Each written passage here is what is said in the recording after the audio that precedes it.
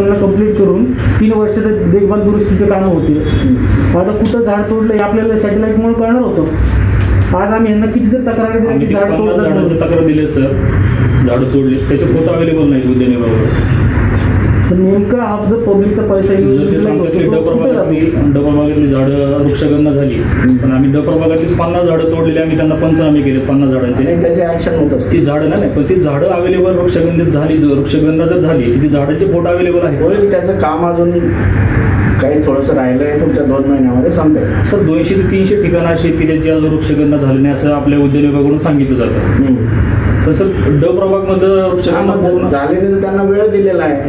ड प्रभागातली वृक्षगणना पूर्ण झाली हे पण सांगितले. आम्ही असं समजायचं 50 झाडांची पालिका आणि पालिकेचं प्रशासन पूर्णपणे ठेकेदार अशा पार्टीचे आहे.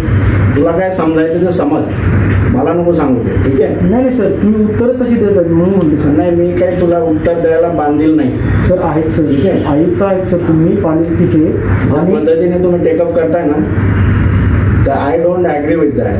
नाही सर, आम्ही काम काय, आम्ही पालिकेशी वे आर अकाउंटेबल टू पालिका, आणि जेव्हा हे असे विषय असतात आम्ही ॲक्शन घेत असतो. ठीक आहे, असे बरेचसे विषय आम्ही तुमच्यापर्यंत पोहोचवलेपर्यंत त्याची ॲक्शन नाही झाली सर.